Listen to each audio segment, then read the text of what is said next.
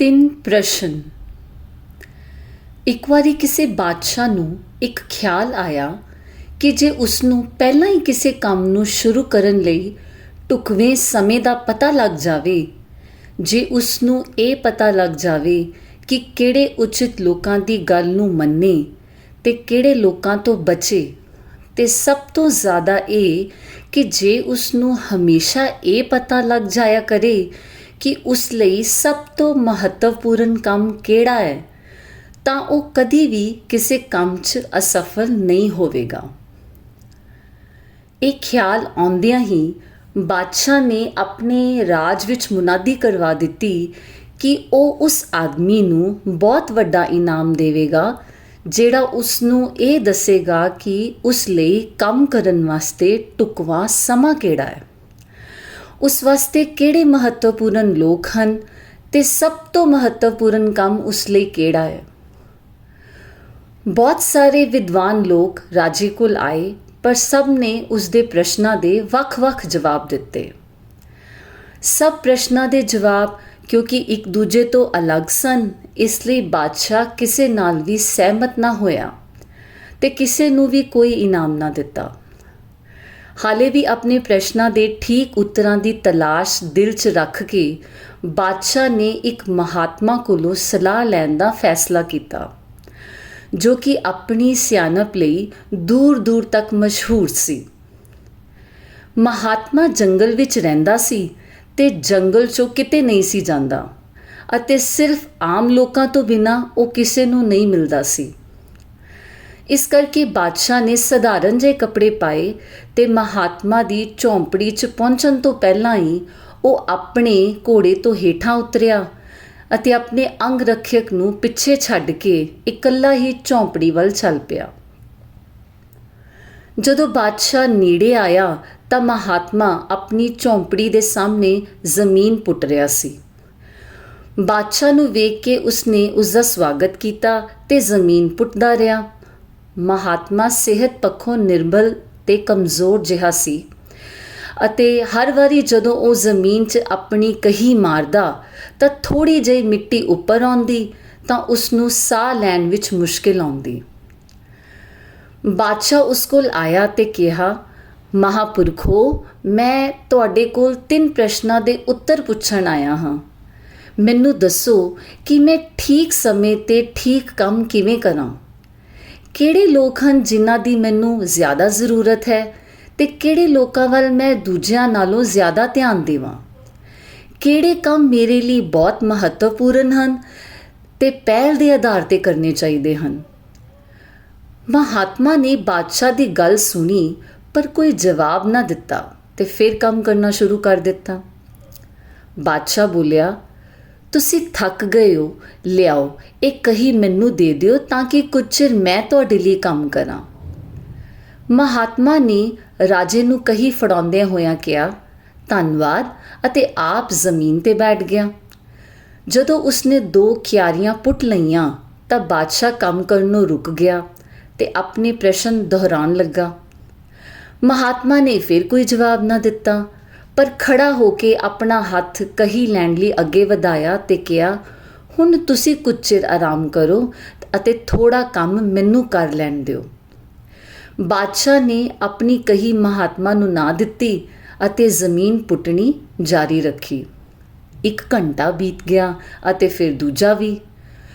ਸੂਰਜ ਦਰਖਤਾਂ ਦੇ ਪਿੱਛੇ ਅਸਤ ਹੋਣਾ ਸ਼ੁਰੂ ਹੋ ਗਿਆ ਅਤੇ ਅਖੀਰ 'ਚ ਬਾਦਸ਼ਾਹ ਨੇ ਜ਼ਮੀਨ 'ਤੇ ਕਹੀ ਮਾਰੀ ਤੇ ਕਿਹਾ, ਮਹਾਂਪੁਰਖੋ, ਮੈਂ ਤੁਹਾਡੇ ਕੋਲ ਆਪਣੇ ਪ੍ਰਸ਼ਨਾਂ ਦੇ ਜਵਾਬ ਲੈਣ ਲਈ ਆਇਆ ਹਾਂ। ਜੇ ਤੁਸੀਂ ਕਿਸੇ ਦਾ ਵੀ ਜਵਾਬ ਦੇਣੋਂ ਅਸਮਰੱਥ ਹੋ ਤਾਂ ਮੈਨੂੰ ਦੱਸ ਦਿਓ ਤੇ ਮੈਂ ਆਪਣੇ ਘਰ ਵਾਪਸ ਜਾਵਾਂ। ਮਹਾਤਮਾ ਬੋਲਿਆ, ਉਹ ਦੇਖੋ, ਕੋਈ ਭੱਜਿਆ ਜਾ ਰਿਹਾ ਹੈ, ਚਲੋ ਦੇਖੀਏ ਕੌਣ ਹੈ। ਬਾਦਸ਼ਾਹ ਪਿੱਛੇ ਮੁੜਿਆ ਤੇ ਇੱਕ ਦਾੜੀ ਵਾਲੇ ਆਦਮੀ ਨੂੰ ਜੰਗਲ ਵਿੱਚੋਂ ਬਾਹਰ ਭੱਜਦਿਆਂ ਦੇਖਿਆ। ਆਦਮੀ ਨੇ ਆਪਣੇ ਦੋਵੇਂ ਹੱਥ ਆਪਣੇ ਪੇਟ 'ਤੇ ਕੱਸ ਕੇ ਰੱਖੇ ਹੋਏ ਸਨ ਅਤੇ ਉਹਨਾਂ ਦੇ ਥੱਲਿਓਂ ਲਹੂ ਵਗ ਰਿਹਾ ਸੀ। ਜਦੋਂ ਉਹ ਬਾਦਸ਼ਾਹ ਕੋਲ ਪਹੁੰਚਿਆ ਤਾਂ ਉਹ ਬੇਹੋਸ਼ ਜਿਹਾ ਹੋ ਕੇ ਹੌਲੀ ਜਿਹੀ ਆਵਾਜ਼ 'ਚ ਕੁਝ ਬੋਲਦਾ ਹੋਇਆ ਜ਼ਮੀਨ 'ਤੇ ਡਿੱਗ ਪਿਆ। ਬਾਦਸ਼ਾਹ ਤੇ ਮਹਾਤਮਾ ਨੇ ਉਸ ਆਦਮੀ ਦੇ ਕੱਪੜੇ ਢਿੱਲੇ ਕੀਤੇ। ਉਸ ਦੇ ਪੇਟ ਵਿੱਚ ਵੱਡਾ ਸਾਰਾ ਜ਼ਖਮ ਸੀ। ਬਾਦਸ਼ਾਹ ਨੇ ਜਿੰਨੀ ਚੰਗੀ ਤਰ੍ਹਾਂ ਹੋ ਸਕਦਾ ਸੀ ਉਸ ਜ਼ਖਮ ਨੂੰ ਧੋਤਾ ਅਤੇ ਆਪਣੇ ਰੁਮਾਲ ਤੇ ਮਹਾਤਮਾ ਦੇ ਤੌਲੀਏ ਨਾਲ ਉਸ 'ਤੇ ਪੱਟੀ ਕਰ ਦਿੱਤੀ, ਪਰ ਲਹੂ ਵਗਣੋਂ ਹਟ ਨਹੀਂ ਸੀ ਰਿਹਾ ਅਤੇ ਬਾਦਸ਼ਾਹ ਘੜੀ ਘੜੀ ਗਰਮ ਲਹੂ ਨਾਲ ਲਿਬੜੀ ਹੋਈ ਪੱਟੀ ਉਤਾਰਦਾ ਤੇ ਜ਼ਖਮ ਧੋਂਦਾ ਅਤੇ ਫਿਰ ਦੁਬਾਰਾ ਜ਼ਖਮ 'ਤੇ ਪੱਟੀ ਕਰਦਾ।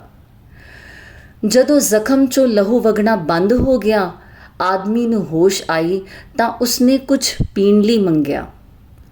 ਬਾਦਸ਼ਾਹ ਨੇ ਤਾਜ਼ਾ ਪਾਣੀ ਲਿਆਂਦਾ ਤੇ ਉਸ ਨੂੰ ਦਿੱਤਾ। ਇਸ ਸਮੇਂ ਦੌਰਾਨ ਸੂਰਜ ਅਸਤ ਹੋ ਚੁੱਕਾ ਸੀ ਤੇ ਵਾਤਾਵਰਣ ਠੰਡਾ ਹੋ ਗਿਆ ਸੀ।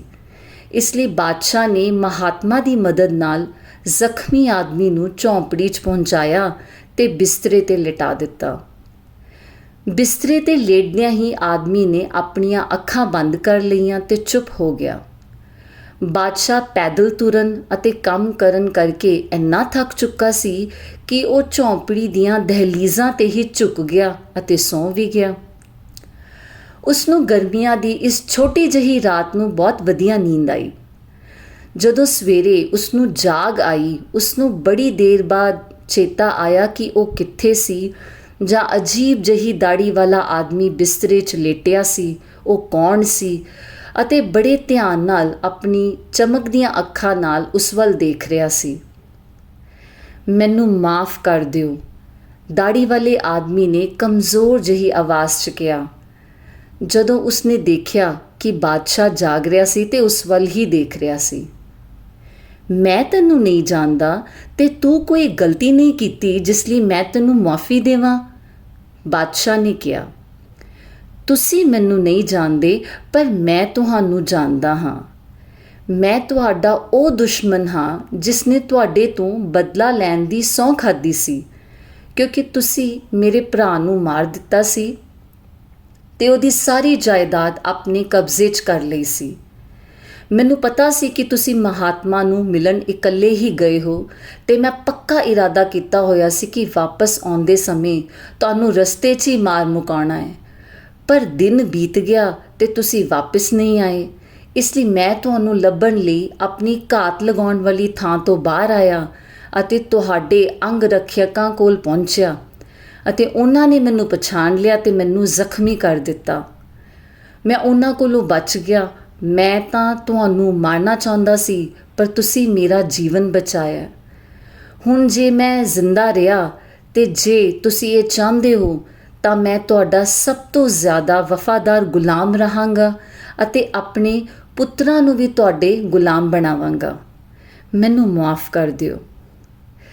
ਬਾਦਸ਼ਾਹ ਨੂੰ ਆਪਣੇ ਦੁਸ਼ਮਣ ਨਾਲ ਇੰਨੀ ਸੌਖੀ ਤਰ੍ਹਾਂ ਸੁਲ੍ਹਾ ਕਰਕੇ ਅਤੇ ਇੱਕ ਹੋਰ ਮਿੱਤਰ 'ਚ ਵਾਧਾ ਕਰਕੇ ਬੜੀ ਖੁਸ਼ੀ ਹੋਈ ਤੇ ਉਸਨੇ ਸਿਰਫ ਮੁਆਫ਼ ਹੀ ਨਹੀਂ ਕੀਤਾ ਬਲਕਿ ਉਸ ਨੂੰ ਕਿਹਾ ਕਿ ਉਹ ਆਪਣੇ ਨੌਕਰ ਤੇ ਹਕੀਮ ਉਸ ਦਾ ਧਿਆਨ ਰੱਖਣ ਲਈ ਭੇਜੇਗਾ ਤੇ ਵਾਅਦਾ ਕੀਤਾ ਕਿ ਉਸ ਦੀ ਸਾਰੀ ਜਾਇਦਾਦ ਵਾਪਸ ਮੋੜ ਦੇਵੇਗਾ। ਜ਼ਖਮੀ ਆਦਮੀ ਤੋਂ ਵਿਹਲਾ ਹੋ ਕੇ ਬਾਦਸ਼ਾਹ ਦਰਵਾਜ਼ੇ 'ਚ ਗਿਆ ਤੇ ਮਹਾਤਮਾ ਨੂੰ ਲੱਭਣ ਲੱਗਾ। ਵਾਪਸ ਜਾਣ ਤੋਂ ਪਹਿਲਾਂ ਉਹ ਇੱਕ ਵਾਰੀ ਹੋਰ ਆਪਣੇ ਪ੍ਰਸ਼ਨਾਂ ਦੇ ਜਵਾਬ ਪੁੱਛਣਾ ਚਾਹੁੰਦਾ ਸੀ। ਮਹਾਤਮਾ ਬਾਹਰ ਗੋਡਿਆਂ ਭਾਰ ਹੋ ਕੇ ਉਹਨਾਂ ਕਿਆਰੀਆਂ ਵਿੱਚ ਬੀਜ ਬੋ ਰਿਹਾ ਸੀ ਜਿਹੜੀਆਂ ਕਿ ਉਸਨੇ ਇੱਕ ਦਿਨ ਪਹਿਲਾਂ ਪੁੱਟੀਆਂ ਸਨ। ਬਾਦਸ਼ਾਹ ਉਸ ਕੋਲ ਆਇਆ ਤੇ ਕਹਿਣ ਲੱਗਾ, ਮਹਾਂਪੁਰਖੋ, ਅਖੀਰਲੀ ਵਾਰੀ ਮੈਂ ਆਪਣੇ ਪ੍ਰਸ਼ਨਾਂ ਦੇ ਜਵਾਬਾਂ ਲਈ ਆਪ ਨੂੰ ਬੇਨਤੀ ਕਰਦਾ ਹਾਂ। ਤੁਹਾਨੂੰ ਤਾਂ ਤੁਹਾਡੇ ਪ੍ਰਸ਼ਨਾਂ ਦੇ ਜਵਾਬ ਪਹਿਲਾਂ ਹੀ ਮਿਲ ਗਏ ਹਨ। ਮਹਾਤਮਾ ਨੇ ਹਾਲੇ ਵੀ ਆਪਣੀਆਂ ਪਤਲੀਆਂ ਲੱਤਾਂ 'ਤੇ ਝੁਕਦੇ ਹੋਏ ਤੇ ਬਾਦਸ਼ਾਹ ਵੱਲ ਦੇਖਦਿਆਂ ਕਿਹਾ, ਕਿਵੇਂ ਜਵਾਬ ਮਿਲ ਗਏ? ਤੁਹਾਡਾ ਕੀ ਮਤਲਬ ਹੈ? ਬਾਦਸ਼ਾਹ ਨੇ ਪੁੱਛਿਆ। ਮਹਾਤਮਾ ਨੇ ਕਿਹਾ ਕਿ ਤੁਸੀਂ ਨਹੀਂ ਜਾਣਦੇ ਕਿ ਕੱਲ੍ਹ ਜੇ ਤੁਸੀਂ ਮੇਰੀ ਕਮਜ਼ੋਰੀ 'ਤੇ ਤਰਸ ਨਾ ਕਰਦੇ ਅਤੇ ਮੇਰੇ ਲਈ ਕਿਆਰੀਆਂ ਨਾ ਪੁੱਟਦੇ ਅਤੇ ਵਾਪਸ ਆਪਣੇ ਰਸਤੇ ਚਲੇ ਜਾਂਦੇ ਤਾਂ ਉਹ ਆਦਮੀ ਤੁਹਾਡੇ 'ਤੇ ਹਮਲਾ ਕਰ ਦਿੰਦਾ ਤੇ ਤੁਹਾਨੂੰ ਮੇਰੇ ਕੋਲ ਨਾ ਠਹਿਰਨ ਦਾ ਪਛਤਾਵਾ ਹੁੰਦਾ। ਇਸ ਲਈ ਮਹੱਤਵਪੂਰਨ ਸਮਾਂ ਉਹ ਸੀ ਜਦੋਂ ਤੁਸੀਂ ਕਿਆਰੀਆਂ ਪੁੱਟ ਰਹੇ ਸੀ ਅਤੇ ਮੈਂ ਤੁਹਾਡੇ ਲਈ ਮਹੱਤਵਪੂਰਨ ਆਦਮੀ ਸਾਂ ਅਤੇ ਮੇਰੇ ਵਾਸਤੇ ਚੰਗਾ ਕੰਮ ਕਰਨਾ ਤੁਹਾਡਾ ਸਭ ਤੋਂ ਮਹੱਤਵਪੂਰਨ ਕੰਮ ਸੀ। ਉਸ ਤੋਂ ਬਾਅਦ ਜਦੋਂ ਉਹ ਆਦਮੀ ਦੌੜਦਾ ਹੋਇਆ ਸਾਡੇ ਵੱਲ ਆਇਆ, ਸਭ ਤੋਂ ਮਹੱਤਵਪੂਰਨ ਸਮਾਂ ਉਹ ਸੀ ਜਦੋਂ ਤੁਸੀਂ ਉਸ ਦੀ ਮਰਹਮ ਪੱਟੀ ਕਰ ਰਹੇ ਸੀ, ਕਿਉਂਕਿ ਜੇ ਤੁਸੀਂ ਉਸ ਦੇ ਜ਼ਖਮਾਂ 'ਤੇ ਪੱਟੀ ਨਾ ਕਰਦੇ ਤਾਂ ਉਸਨੇ ਤੁਹਾਡੇ ਨਾਲ ਸੁਲ੍ਹਾ ਕੀਤੇ ਬਿਨਾਂ ਹੀ ਮਰ ਜਾਣਾ ਸੀ। ਇਸ ਕਰਕੇ ਉਹ ਤੁਹਾਡੇ ਲਈ ਸਭ ਤੋਂ ਮਹੱਤਵਪੂਰਨ ਆਦਮੀ ਸੀ ਅਤੇ ਜੋ ਕੁਝ ਤੁਸੀਂ ਉਸ ਲਈ ਕੀਤਾ ਉਹ ਤੁਹਾਡਾ ਸਭ ਤੋਂ ਮਹੱਤਵਪੂਰਨ ਕੰਮ ਸੀ। ਇਸ ਲਈ ਯਾਦ ਰੱਖੋ, ਸਿਰਫ ਇੱਕੋ ਸਮਾਂ ਹੈ ਜਿਹੜਾ ਮਹੱਤਵਪੂਰਨ ਹੈ, ਉਹ ਹੈ ਹੁਣ ਦਾ ਸਮਾਂ। ਇਹ ਹੁਣ ਸਭ ਤੋਂ ਮਹੱਤਵਪੂਰਨ ਸਮਾਂ ਹੈ, ਕਿਉਂਕਿ ਹੁਣ ਹੀ ਉਹ ਸਮਾਂ ਹੈ ਜਦੋਂ ਸਾਡੇ ਕੋਲ ਕੋਈ ਤਾਕਤ ਹੈ।